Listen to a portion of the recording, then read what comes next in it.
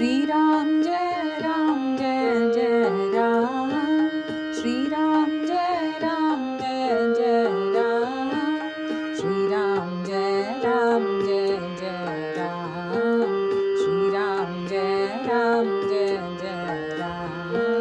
श्री राम जय जय राम, श्री राम जय जय राम। श्री ओंकार सिंह तब एसएसपी के पद पर कानपुर में तैनात थे और श्री किशन चंद आईसीएस वहाँ के कलेक्टर थे। कानपुर में गंगा जी में भीषण बाढ़ आई हुई थी। दोनों अफसरान अपने मातहतों के साथ एक बड़ी नाव में बैठकर बाढ़ का मुआयना करने निकल पड़े। तभी बीच धार में पहुंचकर पता चला कि नाव में तो छेद हो चुका है और पानी भरने लगा है। सबके प्रयास के बाद भी नाव से पानी उलीचना असंभव हो गया। गंगा जी का आर पार जान पाना असंभव था। मृत्यु निश्चित रूप से सामने आ चुकी थी। तभी ओंकार सिंह चिल्ला उठे पागलों की तरह, गए महाराज। और तभी नाव से डूबते डूबते न मालूम कहाँ से एक बहुत बड़े तने वाला जड़ सहित तथा अपनी शाखा प्रशाखा के लिए एक पेड़ डूबती नाव से इस तरह आकर लग गया कि ना तो शाखाओं ने नाव को उल्टा और ना जड़ तने ने नाव को धक्का ही दिया। आनंद भानंद दोनों अफसर तथा मातहत नाविक आदि नाव से कूदकर पेड़ की शाखों को पकड़ते उस पर चढ़ गए और तने पर अपनी अपनी जगह सुनिश्चित कर बैठ गए। देखते देखते नाव पानी में गड़प हो गई। अब दूसरी आश्चर्यजनक घटना ये हुई कि तेज़ हवा, ऊंची लहरों एवं जल के भीषण वेग के साथ ये पेड़ कभी उन नाव की तरफ जाए तो कभी कानपुर की तरफ।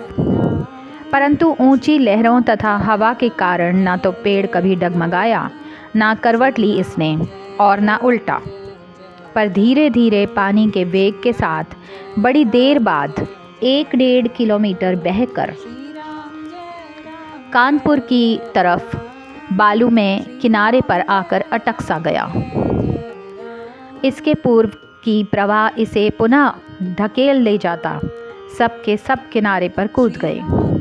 ये घटना श्री किशन चंद जी ने, जो बाबा जी महाराज को कतई नहीं मानते थे, स्वयं मुझे लखनऊ में सुनाई। केहर सिंह। श्री राम जय जय राम, श्री राम जय जय राम, श्री राम जय जय राम।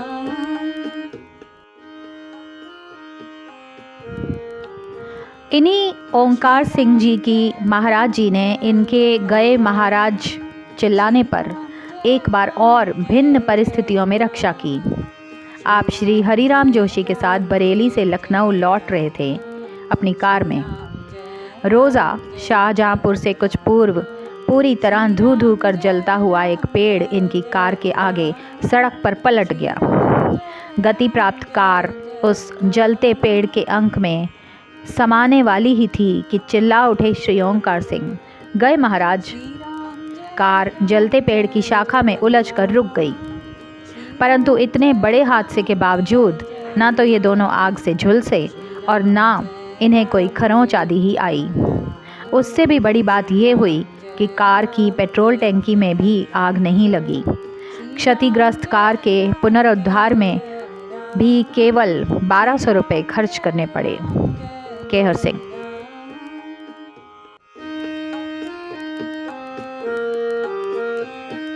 श्री राम जय जय राम, श्री राम जय जय राम, श्री राम जय जय राम, श्री राम जय जय राम, श्री राम जय जय राम, श्री राम जय जय राम। हेमदा का बड़ा पुत्र रब्बू तब जमशेदपुर में विजय मशीनरी उषा सेल्स में सेल्स ब्रांच में था। सेल्स के सिलसिले में वो रांची गया था। अपने काम के बाद एक साझे की टैक्सी से वो जमशेदपुर वापस आ रहा था। चाईबासा से काफ़ी पहले टैक्सी का ब्रेक फेल हो गया और उस पहाड़ी ढाल वाली सड़क पर टैक्सी बिना ब्रेक क्लच कंट्रोल के नीचे को दौड़ पड़ी, तेज़ और तेज़। स्थिति समझकर 21-22 वर्ष का रब्बू ज़ोर से चिल्ला उठा, महाराज! उसका इस तरह चिल्लाना था कि एक चौड़े मोड़ पर टैक्सी एकाएक घूमकर चक्कर लगाने लगी, जबकि सरदार ड्राइवर उसे केवल मोड़ पर स्टीयरिंग घुमाकर नीचे जाती सड़क पर लाना चाहता था, नीचे खड्ड में गिरने से बचाने मात्र के लिए। इस तरह 3-4 चक्कर लगाने के बाद टैक्सी स्वयं ऊंचाई की ओर मुंह करके रुक गई। तभी सरदार जी बोल उठे, आज कौन भाग्यवान बैठा है मेरी टैक्सी में कि आई मौत टल गई। महाराज जी की कृपा अनुभूति करता रब्बू दूसरी सवारी लेकर जमशेदपुर पहुंच गया, सकुशल दूसरा जन्म लिए। श्री राम जय राम जय जय राम, श्री राम जय राम जय जय राम, श्री राम जय राम जय जय राम, श्री राम जय राम जय जय राम। कैनेडियन महिला सुनंदा मार्कस बाबा जी महाराज की बड़ी भक्त है। यूँ तो उसका पति, देवर, ससुर आदि भी बाबा जी के भक्त हैं, पर सुनंदा का विशेष ही तौर पर महाराज जी से लगाव रहा। परंतु एक भारतीय साधु पर इस कदर समर्पित होने के कारण उसकी माँ, एक अमेरिकन महिला, उससे तो चिढ़ने ही लगी थी। उससे भी अधिक बाबा महाराज से चिढ़ गई कि उसकी लड़की पर कैसा जादू कर दिया है इस भारतीय साधु ने।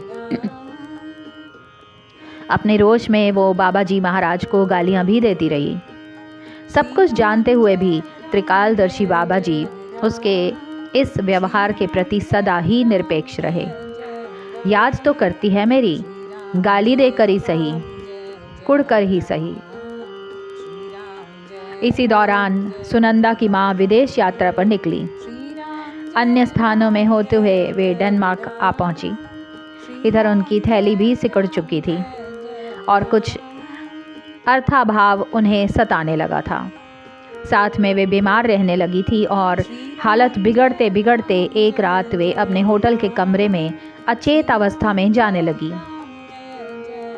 उनमें इतनी भी शक्ति नहीं रही कि उठकर होटल मैनेजर से इस विषय में सहायता के लिए भी कह सकें। उन्हें परदेश में इस एकांत कमरे में अपनी मृत्यु साफ साफ दिखाई देने लगी।